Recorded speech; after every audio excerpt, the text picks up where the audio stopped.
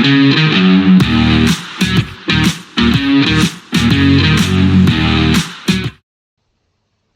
welcome back to the Supercoach Knife channel. In this video we're going to preview NRL Fantasy for round 4 of the 2025 season.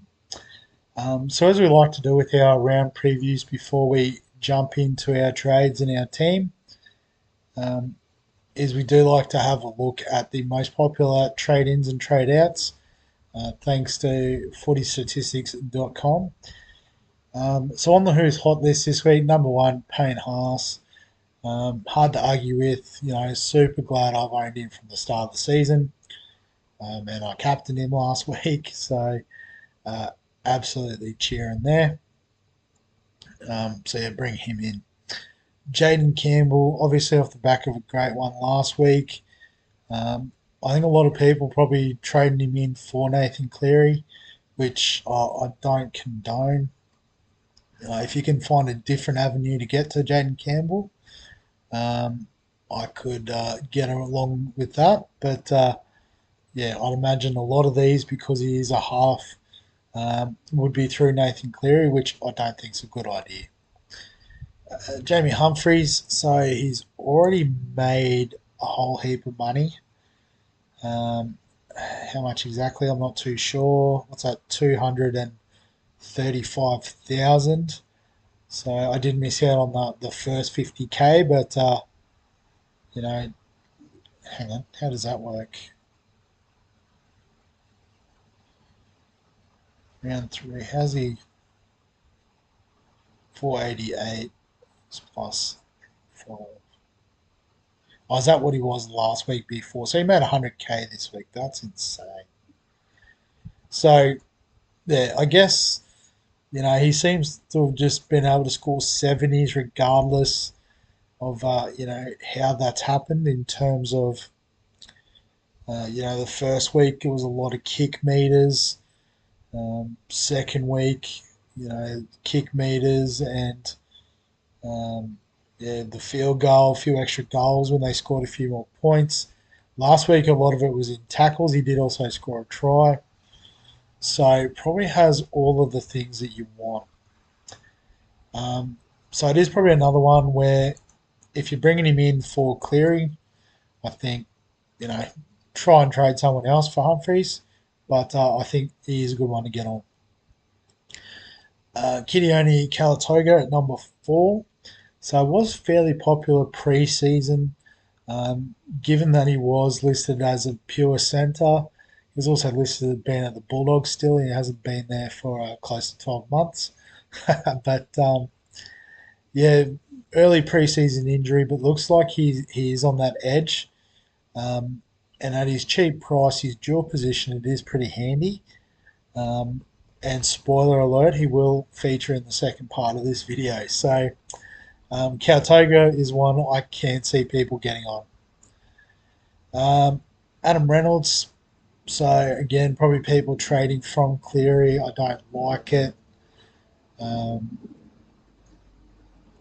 maybe maybe if it was for Jerome Hughes, I guess, who I can see on the list here, potentially, yeah. Campbell, Hughes to Campbell, Hughes to Humphries makes sense, but yeah, just not with Cleary. So it all depends on who you're trading out, I suppose.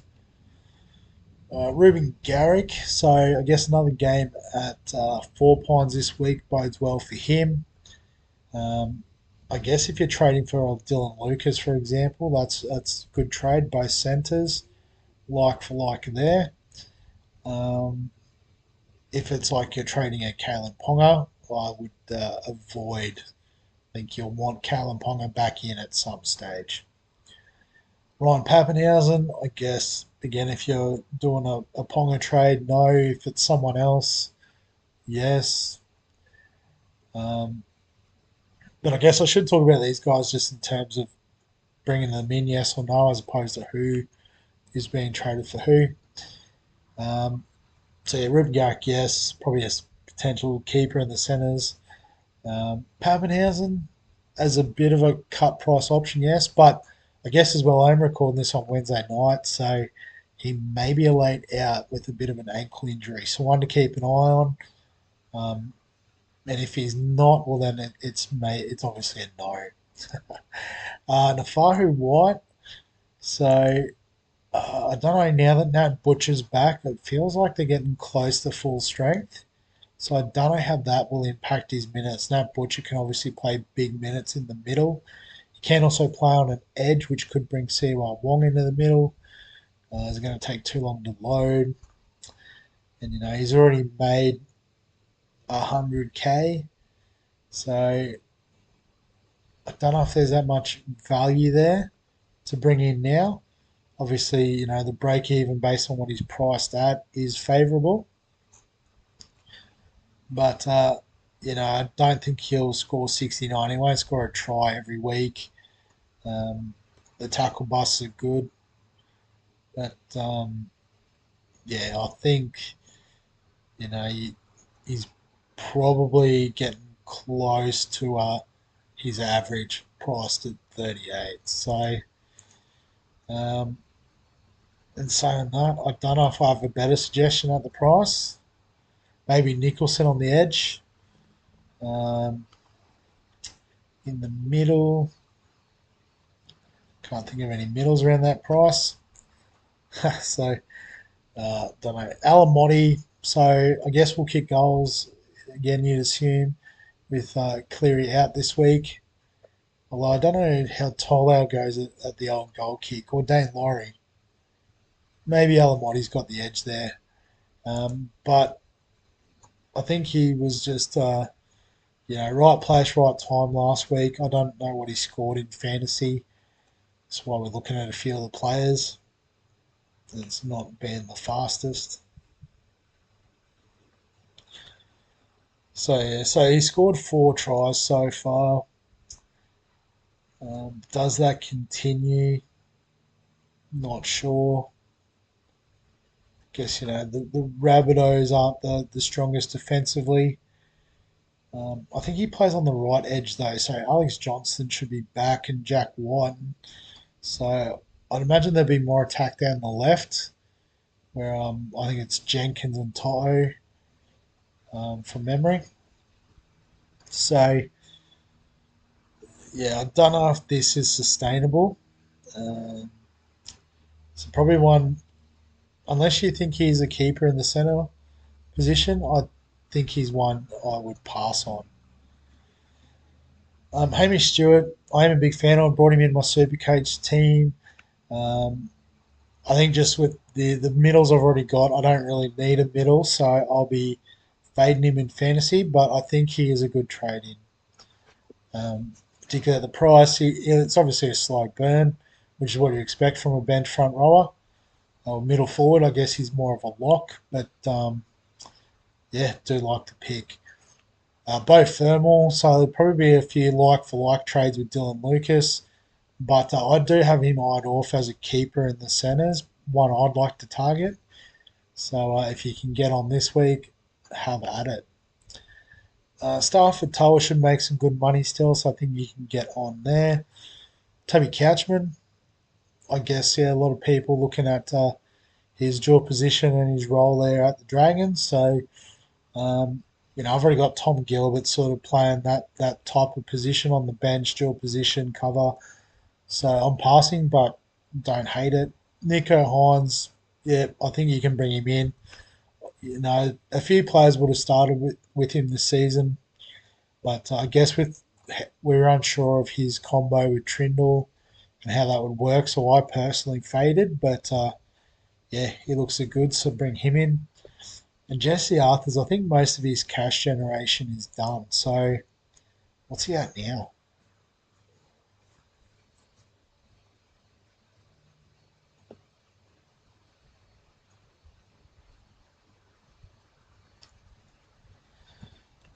Don't know, but I think he's one we can fade regardless. I'll wait. Uh, say that I might get out. Don't know. The footy stats site's collapsing. All right, oh, it's gone back to the home page. All right, let's go to break evens. Oh no, sorry. I want the home page. That's how good I'm going. I've broken down. Oh no.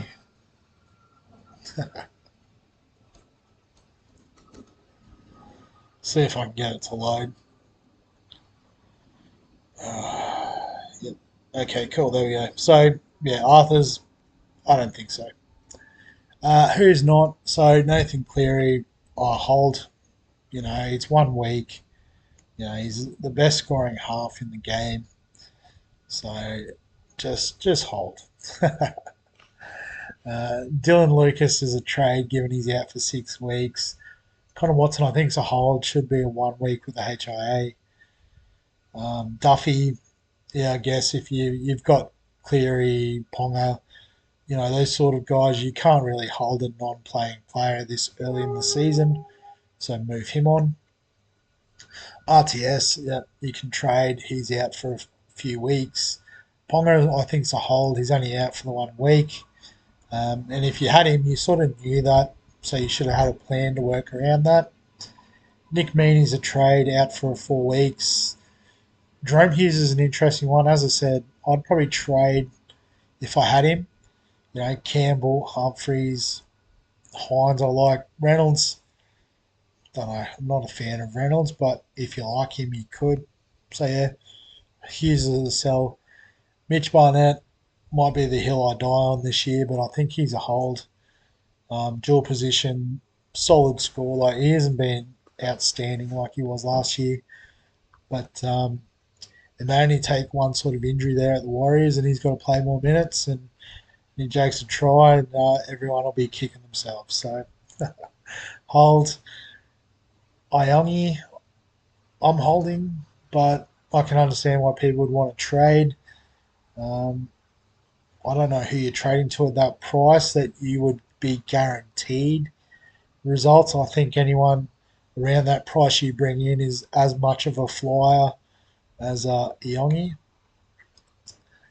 Luke Metcalf, I'm not ready to give up on yet, but I can see why people would want to get off the roller coaster. AJ Brimson, so I guess a spoiler alert to what's coming up. He is on the chopping block for me. I'm sure he will score a big score eventually, but I guess at the moment, with some of the cheapy options available, I had to sort of cut one of the more expensive guys. And when I looked at it, he was the one that wasn't a keeper in the wing fullback position for me. So AJ Brimson gone. Jack Bird, yeah, I think you can get out. Tom Gilbert, again, another one I'm willing to hold. He looked pretty cooked on the weekend. I saw a highlight of Api Coruscant just targeting him, and he was absolutely gassed. But I'm keeping the faith. I know the workload, the work rate, sorry, is there. John Bateman, haven't really thought about him too much, but not sure how he's even scoring. I'm not going to try with the slowness of the website, but yeah, not sure who you're going to. I guess if it's your avenue to paint Haas, fair enough. If he is the guy that you're sort of sacrificing to grab a couple of these cheapies and do that sort of stuff, then fair enough too.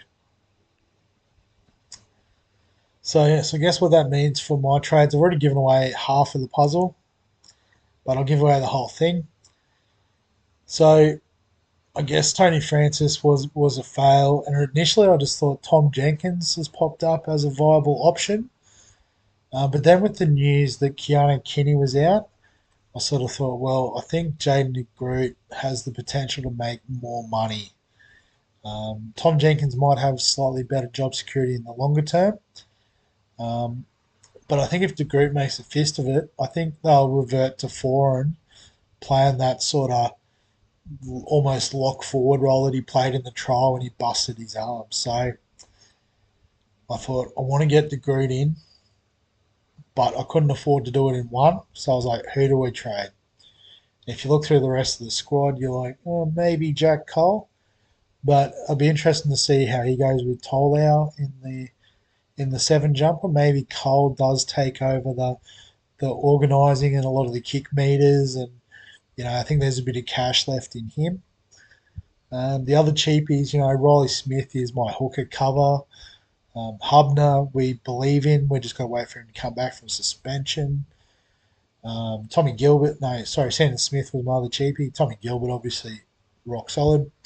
Sandon Smith still got some money to make, so didn't think it was worth getting off.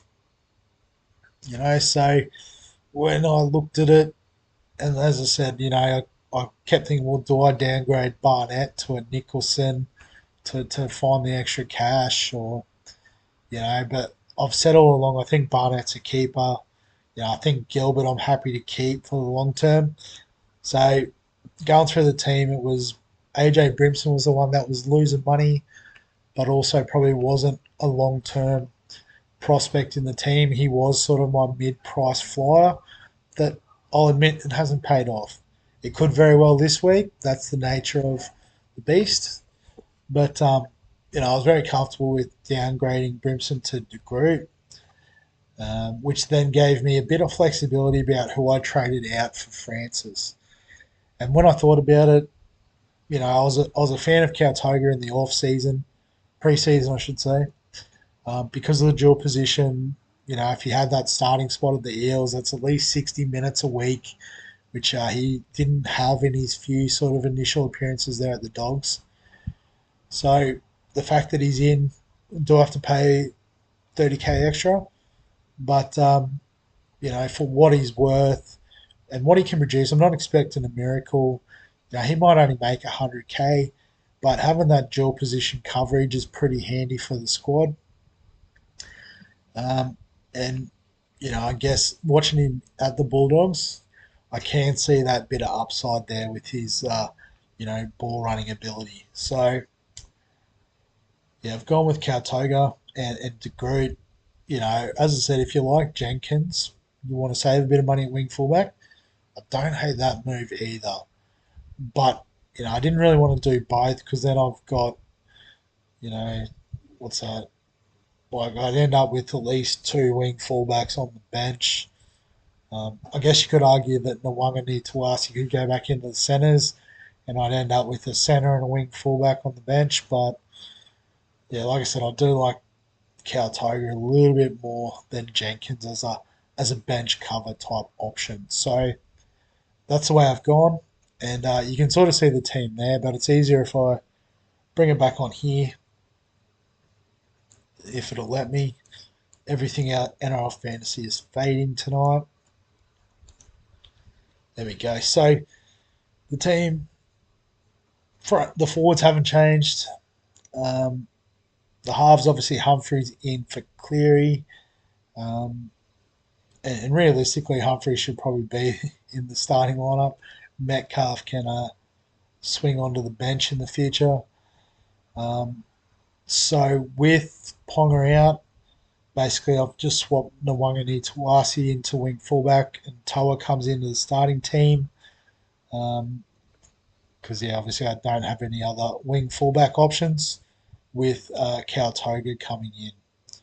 So potentially Kautoga could come on and Toa on the bench, but I don't know if that really matters. The Eels play a bit. Oh, actually, the Tigers played in the last game, so I guess I've already got Tom Gilbert as edge cover, I suppose. So probably makes more sense. Any fear of shifting? It's just going to take forever. Anyway, I guess with three players out, there we go.